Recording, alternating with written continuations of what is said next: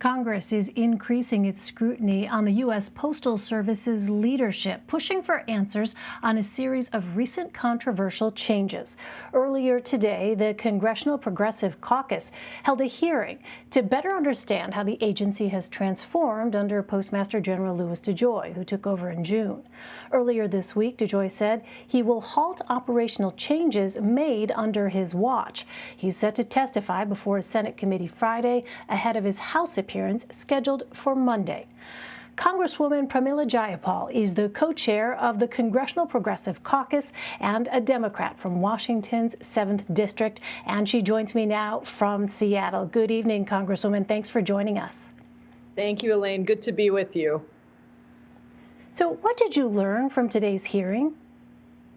It was a stunning hearing. One of the witnesses, David Williams, was the former Inspector General at the U.S. Postal Service. He was appointed by Donald Trump, and he was actually on the Board of Governors. And he resigned in protest because he was so horrified by what was happening at the Postal Service, and that includes Treasury Secretary Mnuchin taking over, essentially. He described a takeover of the Postal Service with unprecedented involvement from Secretary Mnuchin, scrutinizing contracts, providing specific input on pricing, specific regulations, all kinds of things.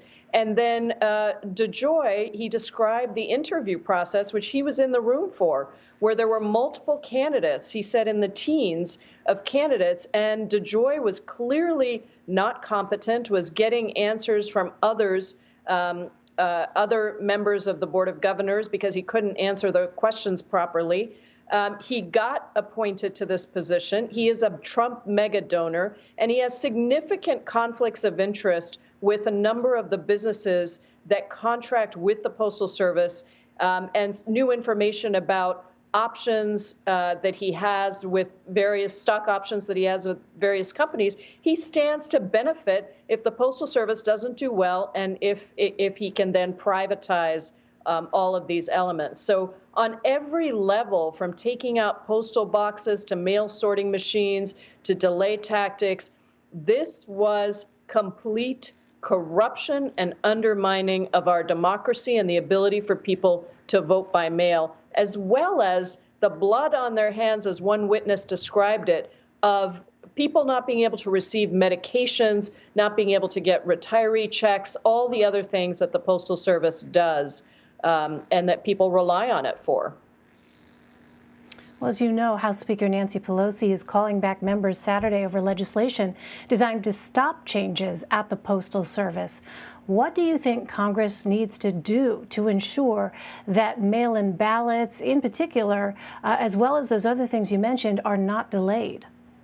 Well, we need to immediately reverse all of the changes that have been made back to January 1st. That is what our legislation that we will vote on Saturday will do. And we need to fund the Postal Service with $25 billion.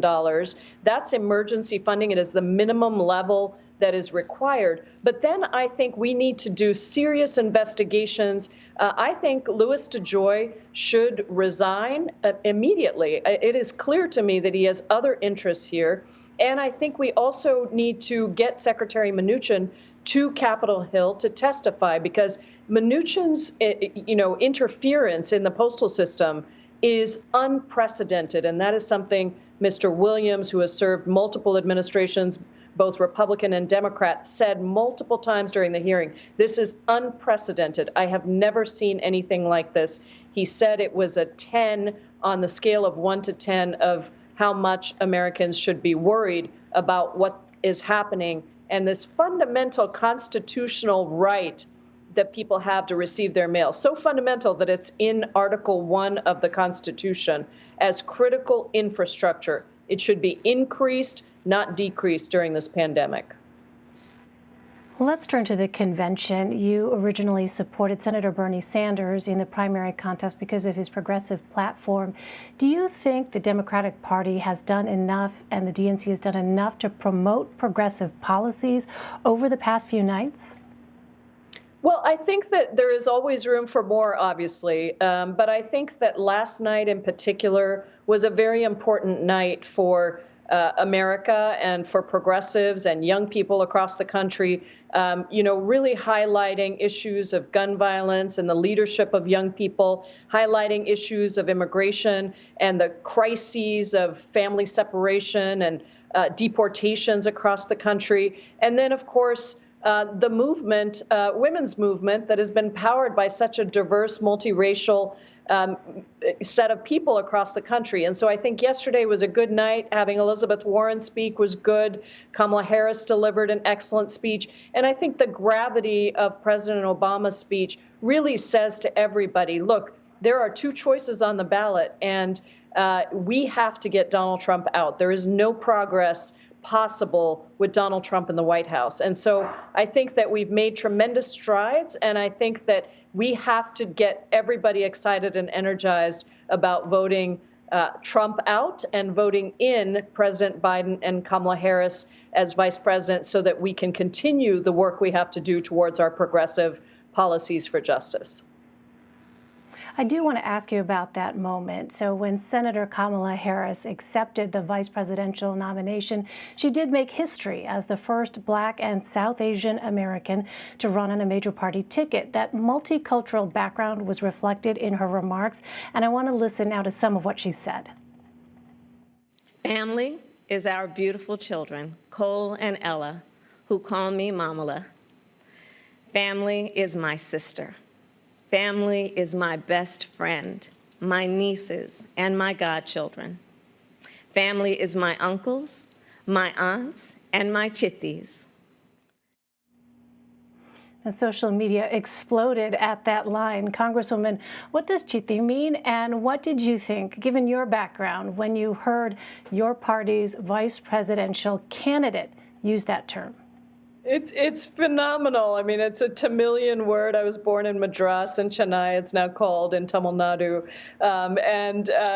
It's a term of endearment for our close family members. And I have to say, I didn't expect it, but I got very teary when she said the line, "I accept the nomination for Vice President of the United States."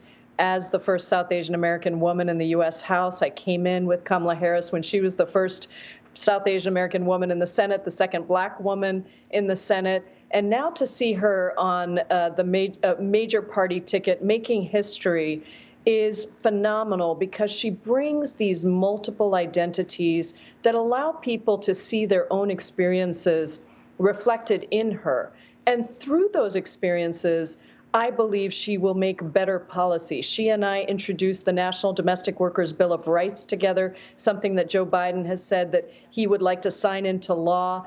She and I have worked on immigration issues together. As a child of two immigrants, I believe she understands the issues in a way that many other people wouldn't. And so it was a moment of real wonder, I think, for so many people, because you do see your future differently when you see people breaking ceilings. And I loved that she recognized all the shoulders of women before her, strong Black women, and she named them before her, on which we stand, because that is the legacy. And we as South Asian Americans are proud of her Blackness, and we're proud of her South Asian American identity as well. Right, politics aside, it is a moment in our nation's history. Congresswoman Pramila Jayapal, Congresswoman, thank you very much for your time. Thank you so much.